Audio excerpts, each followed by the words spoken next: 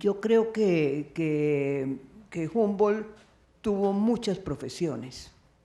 Yo no creo que sea un autodidacta, como se ha afirmado, porque Humboldt lo primero que fue contabilista. Con su hermano tenían la oportunidad de escoger solamente dos profesiones, o empleado del Estado o militar.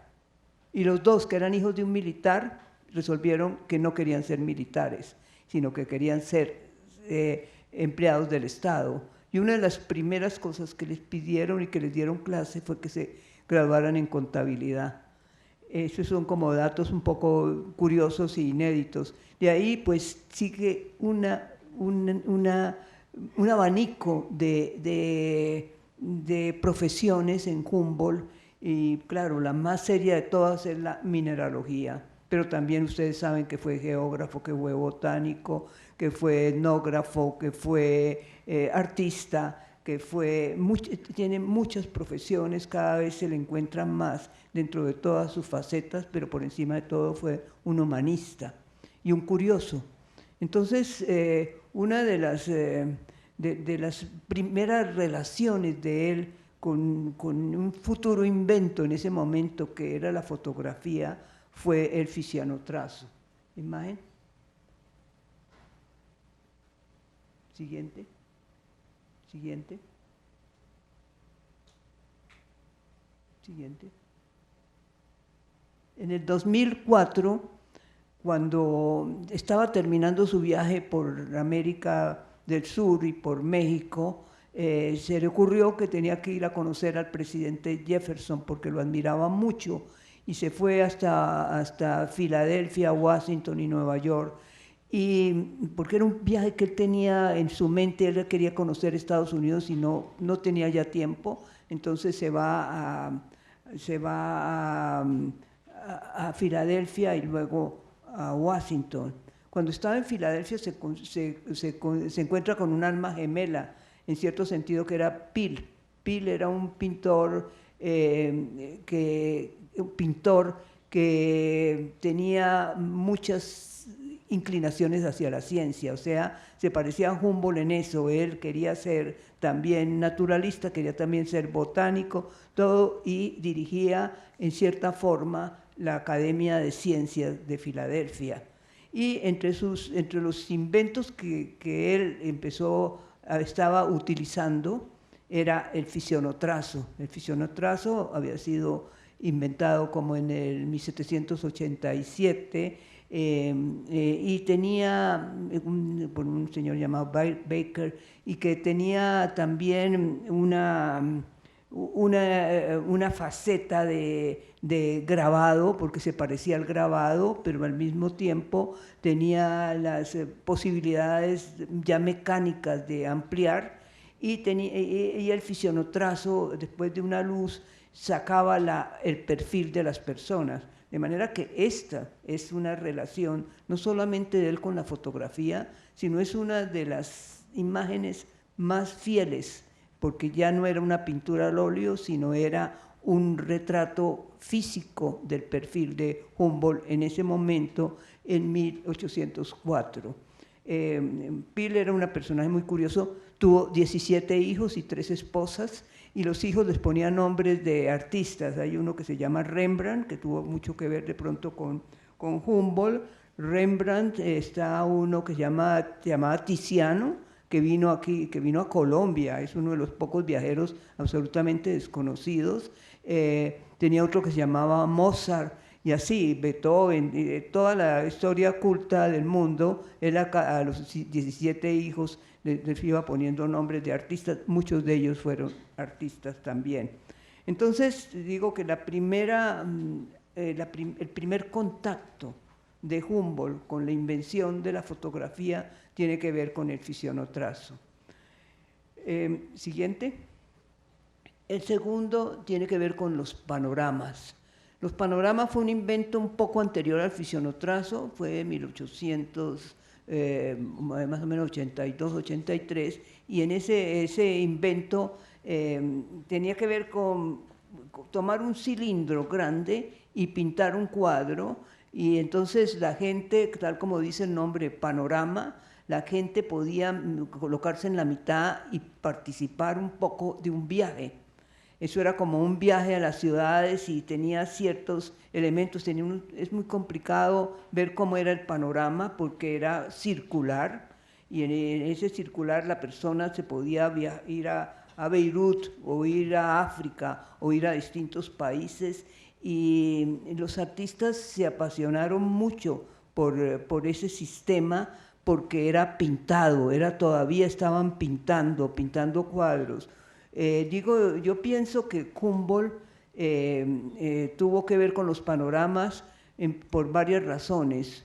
Una, porque él era muy amigo de Schinkel, que era un arquitecto museólogo muy importante alemán, y él se fue el gran propagandista del panorama. Él se iba por distintas ciudades y llevaba los panoramas que debían ser difíciles de transportar en carreta en esa época siguiente. Entonces, tiene que ver, la gente estaba viendo circularmente un paisaje y eso tuvo un éxito tremendo. Realmente no podíamos decir hoy en día que eso es arte, sino era un espectáculo. Iban cantidades de gente para trasladarse. Humboldt escribe sobre los panoramas, escribe tardíamente, y él piensa que esos panoramas propician los viajes. Él le tenía mucho interés a los panoramas, y su amigo Schinkel no solamente lleva los panoramas a Berlín, y los panoramas van a Roma, van a Palermo, van a distintas ciudades, de manera que es una manera como de divertirse. Tiene que ver con las escenografías de teatro, obviamente, y se utilizaba a veces como escenografías de teatro, pero eso era un gran telón circular en que pasaban cosas, y que pasaba, y un poco había unos cambios en la manera de ver el panorama. Siguiente. Entonces, tenemos que existe también el diorama. El diorama realmente tiene que ver con Daguerre y con el daguerrotipo. Hay un profesor de Daguerre que se llamaba Prevost. En algunas partes dicen que él fue el que realmente inventó este sistema. Y ese sistema, ese diorama, ya era más complicado. Ya tenía que ver con cambios de luz, siguiente, y con transformación de una ciudad. Entonces una ciudad comienza clara, comienza con la luz del amanecer, sigue todo el tiempo y se va oscureciendo, y a lo último la gente terminaba viendo en el panorama, terminaba viendo la oscuridad.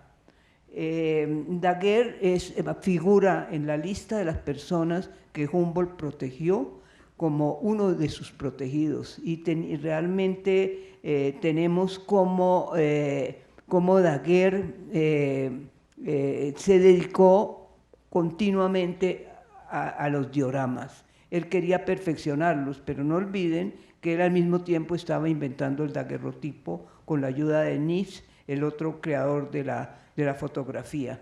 Entonces Daguerre lo menciona mucho Humboldt, y siente que Daguerre es un inventor y que hizo uno de los inventos más grandes del mundo. Siguiente. Ese es el libro. Daguerre invita, es la manera como invitaba a las personas a que asistieran a su espectáculo. En 1839 suceden muchas cosas, y una de ellas es que Daguerre con el arquitecto Prevost habían construido un gran escenario para ese gran espectáculo que eran los dioramas, y en 1839, tengan en cuenta esa fecha, se incendió y desapareció. Entonces, en ese siguiente, aquí hay un cuadro de Schinkel. ¿Sí? ¿Qué? Esos aparecen pinturas de Daguerre. Daguerre era pintor, Y Daguerre era artista. Daguerre construía panoramas primero y luego dioramas con Prévost. Entonces él era un paisajista y a veces incluía paisajes de él dentro del gran espectáculo. Y fíjense cómo pintaba, cómo lograba con los espectáculos en un sentido de que aquí era una cosa del romanticismo. Pone un monje arrodillado en una ruina, eso es pura mirada del romanticismo alemán. Entonces él tiene influencias de distintos artistas que están en esa época mirando el mundo de otra manera. Siguiente. Aquí ya llegamos a la segunda hecho importante en 1839. Humboldt le escribe a un pintor que se llama Gustav Carus, escribe una carta, y es ya la prueba reina, podemos decir, en la cual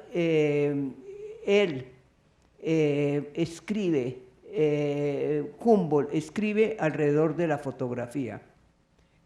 Perdón, Urbano va a leer la carta de Humboldt porque tiene unos detalles muy interesantes.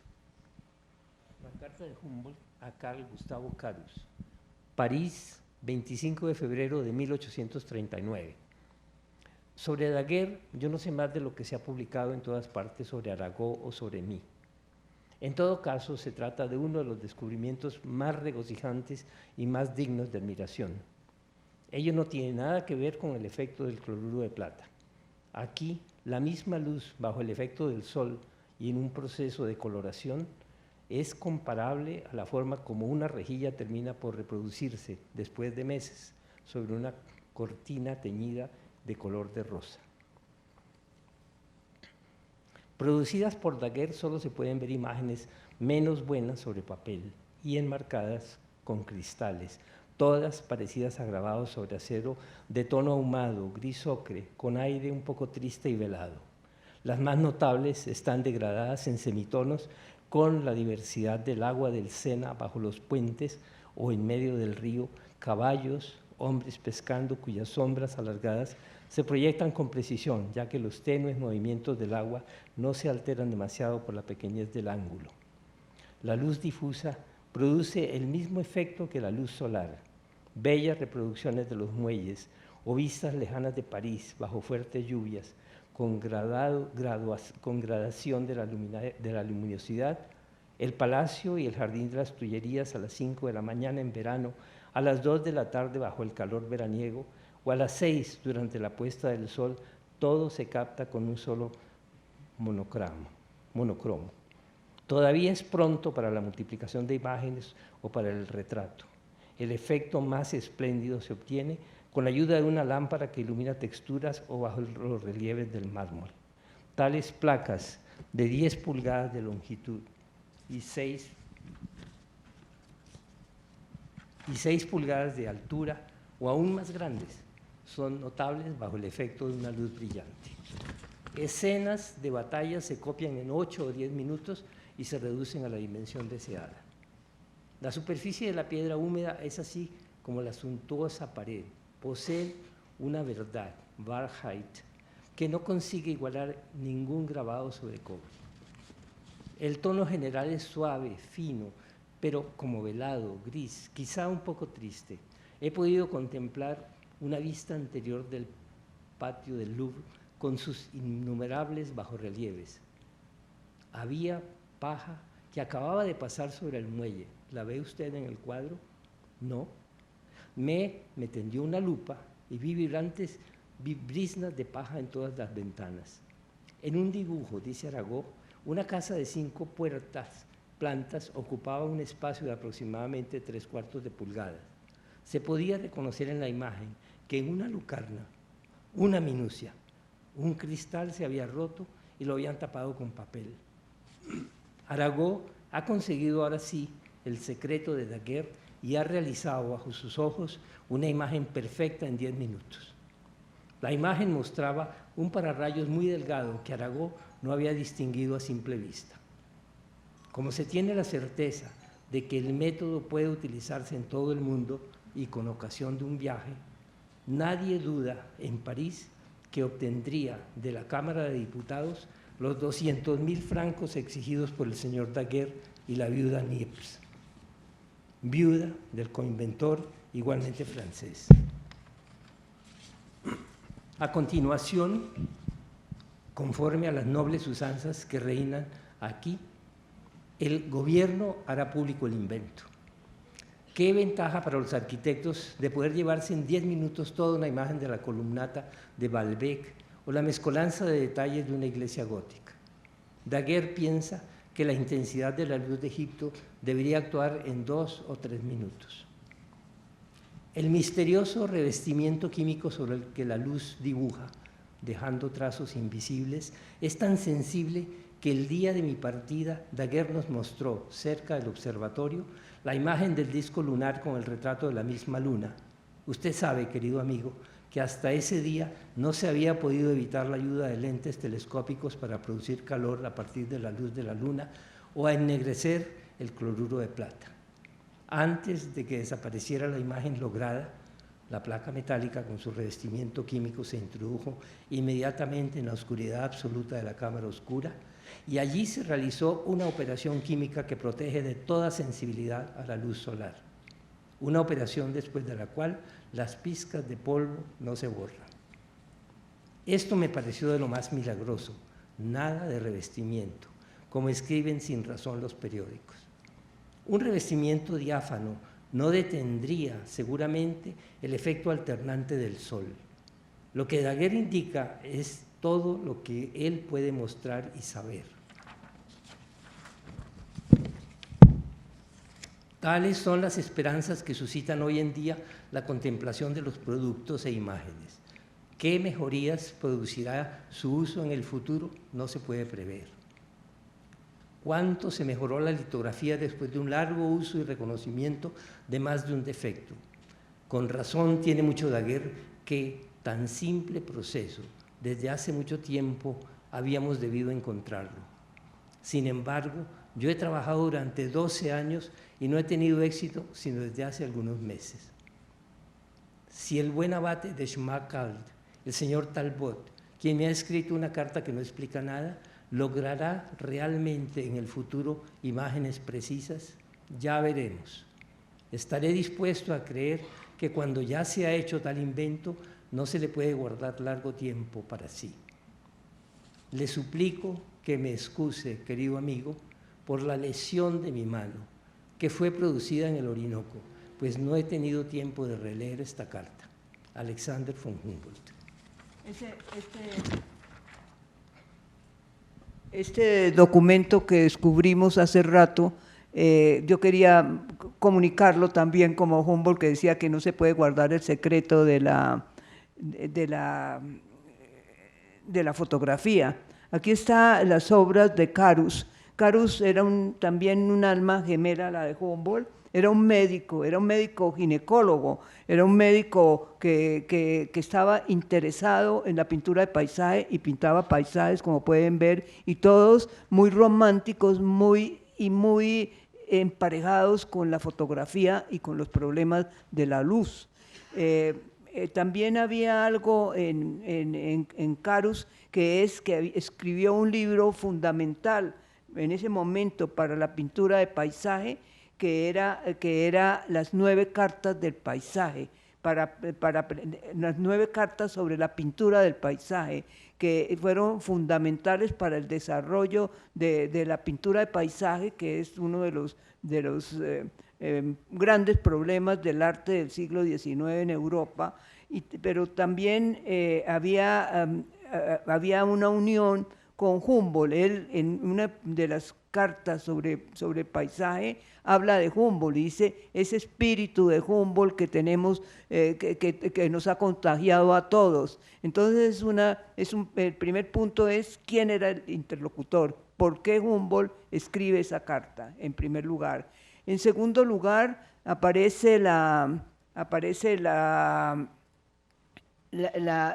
interés de Humboldt por el invento, y ahí dice que ha tomado fotos, dice que ha hecho un poco de intentos fracasados, pero que en los últimos meses le ha resultado. y que su amigo Aragó era catalán francés, su amigo Aragó era el director del observatorio. Hanno Beck, en su gran libro sobre Humboldt, habla de cómo era el horario de Humboldt en París. Entonces, a qué hora se levantaba, cómo iba, cómo salía, pero él siempre terminaba el día yéndose al observatorio, como por la tarde se iba al observatorio, porque Aragó era el director del Observatorio Astronómico de París. Y Humboldt se iba a mirar el cielo, a hacer una cantidad de cosas con los telescopios y a hablar con Aragó. Entonces Aragó hace el gran discurso. ¿Qué contenía ese discurso? ¿Cuál era el objetivo de ese discurso? Convencer a los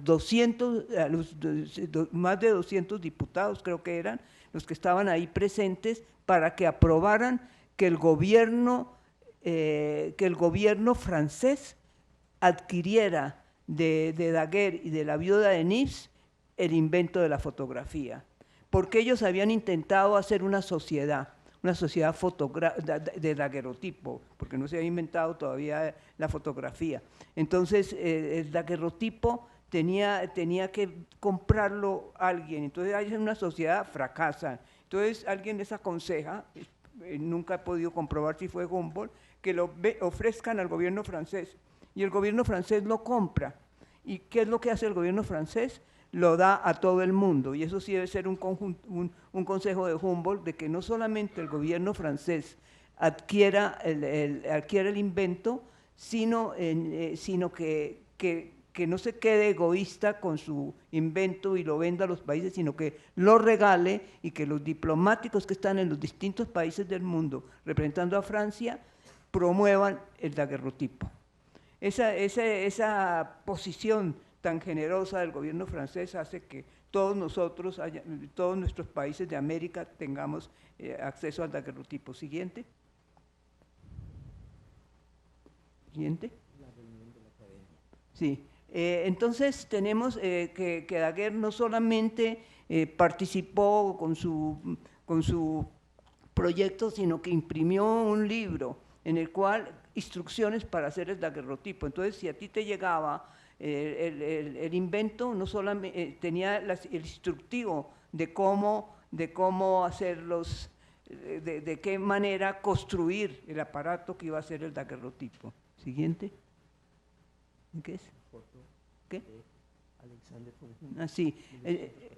Alexander von Humboldt obviamente sí fue retratado por medio del daguerrotipo algunas veces, pero por encima de todo lo que presenta es su influencia en la academia, porque él había sido académico de ciencias de Alemania en el 2005, en 1805, cuando llegó del viaje a Sudamérica, el rey de Prusia hace que lo nombren académico de ciencias en Prusia, y luego en París el mismo rey influye para que los franceses lo hagan académico. O sea, desde 1808 Humboldt es académico de las ciencias de París.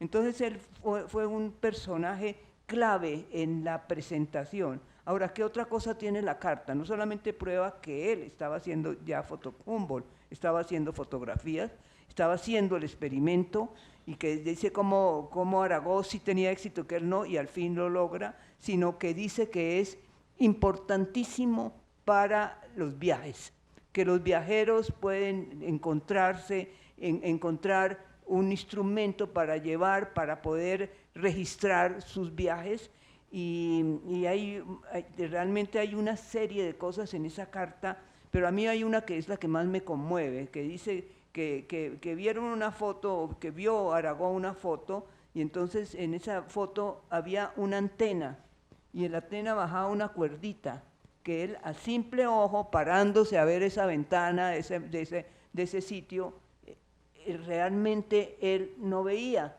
la cuerdita, sin embargo el daguerrotipo sí la veía. Y lo otro es la importancia para cuando existiera ya una investigación planetaria, para eso podía servir la fotografía. De manera que Humboldt en esa carta plantea esas cosas importantes. Entonces tenemos, en primer lugar, Se quema el aparato de dioramas de Daguerre en 1839. En febrero él escribe la carta y el 19 de agosto se reúne la asamblea. O sea, hay unos 3 puntos muy importantes dentro de la historia de la fotografía. Siguiente. Y la fotografía en Colombia. Sigue. ¿Cómo llegó a Colombia? Y por eso yo necesitaba a Juan Luis. Juan Luis descubrió que en que en el periódico El Observador, El Observador en Colombia, el periódico El Observador de Colombia, anuncia 2 cosas al mismo tiempo. Juan Luis encontró las 2 noticias. Una, que llegó el barón Gros. ¿Quién era el barón Gros? Era un diplomático de carrera francés que había establecido en México la moda de la pintura del paisaje. En segundo lugar, había ido a Caracas, cosa que no está comprobada, pero que yo la leí en un libro de Bulton, en que él va a Caracas y enseña la litografía, y viene a Colombia y enseña la fotografía. Entonces es un diplomático de carrera muy importante. Siguiente. Es un paisajista. Siguiente.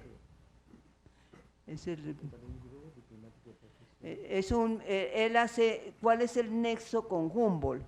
Habría que preguntarle al profesor que vino con la reunión que tuvimos acá tan surtida, que está mirando la correspondencia de Humboldt, porque en los libros no he encontrado cartas de Humboldt al barón Gros, pero sí la posición del barón Gros era ir al Salto del Tequendama, pararse, se sentaba en el mismo sitio en que se sentaba Humboldt para medir y para pintar el Salto del Tequendama. Tanto que había una piedra salida donde él se sentaba, que la llamaban el balcón del barón Gros. Pero el barón Gros se sentaba ahí era porque era el mismo sitio en que se sentaba Humboldt. Él quería revisar si las medidas que había hecho Humboldt del Salto del Tequendama eran verdaderamente las medidas correctas. Él quería no corregir a Humboldt, sino darse cuenta de la sabiduría de Humboldt. Entonces fue un gran difusor de Humboldt. Y en México pasa una cosa muy curiosa, él pinta el Pico de Orizaba, y al pintar el Pico de Orizaba está recorriendo los sitios icónicos de México, pero cuando Humboldt ve una imagen de grabado que habían hecho sus artistas, no le gusta, le parece que Humboldt había estado 8 meses en México y le parece que ese Pico de Orizaba no está bien. Y entonces, ¿qué es lo que hace? Manda a comprar un cuadro del barón Gros para que se reproduzca en su libro, no el grabado que él había mandado a hacer, sino la vista de Orizaba del barón Gros. Siguiente.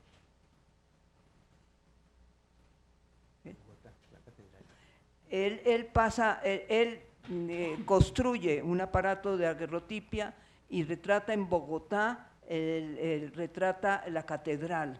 Dicen que el daguerrotipo es tan perfecto, dice Pilar Moreno de Humboldt, Pilar Moreno de Ángel, una de las personas que más estudió al barón Gros, que hay unas piedras que se han caído en un terremoto en Bogotá y que ahí salen nítidas en la fotografía. Este daguerrotipo es muy famoso porque es la verdad de lo que estaba Bogotá en la vista de la Plaza de Bolívar en 1842-41. Siguiente. Aquí en la primera foto es la calle del Observatorio en Bogotá. Entonces es las primeras daguerrotipos que se hacen en Colombia. Esos daguerrotipos, él los lleva después, se traslada después a París, hace su estudio, después sigue viajando, pero dicen que en esta foto del estudio, dice Pilar Moreno de Ángel, aparecen 9 daguerrotipos, que claro, en la foto no se puede ver si son además más fotos de Bogotá. Lo que importante es que él enseña a hacer daguerrotipos y en la exposición, en la feria en la Feria de Arte e Industria en Bogotá, un colombiano, Luis García Hevia, hace los primeros daguerrotipos del país. Entonces, hay un nexo ahí, barón Gros, Humboldt, barón Gros, Luis García Hevia. Entonces, desde entonces se difunde. Acuérdense que Luis García Hevia viene a Medellín, va a Panamá, va a Bucaramanga, está por Boyacá haciendo daguerrotipos, y entonces esa difusión que se le debe al barón Gros tiene la conexión secreta y que habría que comprobarla para los jóvenes investigadores que miren la correspondencia, que puedan acceder a la correspondencia que se está archivando en Alemania para ver si hay cartas de Humboldt al barón Gros. Siguiente. Humboldt, como les dije, se retrató, se le hicieron distintos daguerrotipos. Es muy trágico el último porque si bien la fecha es 57, entonces le quedan 2 años de vida a él. Siguiente. Alcanzó a hacerse tarjetas de visita. Siguiente. Entonces yo termino mi charla con esta imagen de un ombú, de un árbol, que en Cumaná existía ese árbol. ¿Por qué termino con este árbol? Porque en algún libro hace mucho, cuando estoy leyendo a Humboldt hace rato, alguien contó que llegó una persona amiga de él y le mostró una foto de un árbol en Cumaná. Humboldt la miró y se puso a llorar. Le preguntaban, ¿pero por qué llora? Y dijo, porque ese árbol está intacto como yo lo vi hace 50 y pico años y sin embargo yo estoy acabado. Muchas gracias.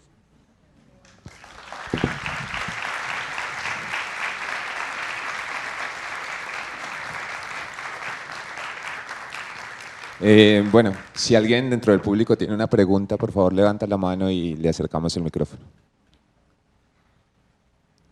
Gracias.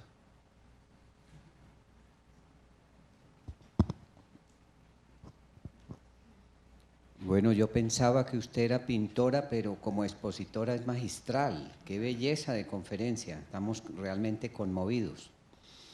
Yo he seguido la vida de Humboldt desde hace muchos años, pues aquí lo saben por las conferencias y por los viajes. Y realmente este aspecto no es muy conocido. Es decir, sí se conocía el daguerrotipo de Humboldt en esa foto que nos has mostrado tan bella. Pero ya que él hiciera una apología y una defensa del invento y que prácticamente Jean-François Arago le pidiera a la Asamblea en París que comprara el invento, que lo patrocinara, pues es algo realmente fascinante. Al principio de tu disertación has dicho que Humboldt no era tanto un autodidacta como se ha dicho. Es que Humboldt sí hizo universitariamente algunas, dijéramos, en universidad, por ejemplo, en Hamburgo, la contabilidad y comercio, en Friburgo, la mineralogía, pero en lo fundamental, todas estas cosas son aficiones, en el no peyorativo, sino hermoso, diletante, amigo, ¿no? A profundidad. Eso lo quiero resaltar porque hoy es necesario que muchos jóvenes se entusiasmen por su propia cuenta y riesgo en estudios maravillosos como este y realmente no busquen tanto el título, porque eso de buscar el título pues es un ejercicio muy interesante, pero esto es mucho más bello y grandioso. Felicitaciones, qué belleza de conferencia. Gracias, muy amable. ¿Alguien más tiene una pregunta, algún comentario?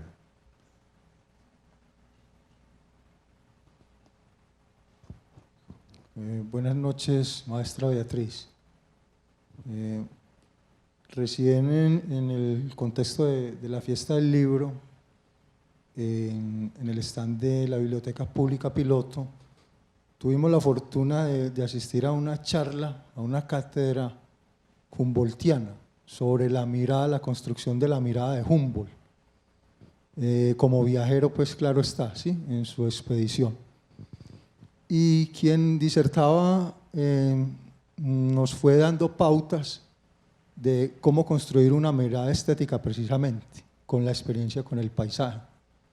Entonces siento que en tu conferencia, maestra Beatriz, has propiciado eso, pues has hecho una trayectoria de toda esta invención de la daguerrotipia me pareció muy interesante de cómo universalizaron todo ese invento, ¿sí? Maravilloso haber tenido la fortuna pues de contactar a través tuyo tu experiencia estética precisamente, la construcción de esa mirada humboldtiana. Gracias, maestra Beatriz. Muchas gracias, Beatriz Urbano. Hasta luego.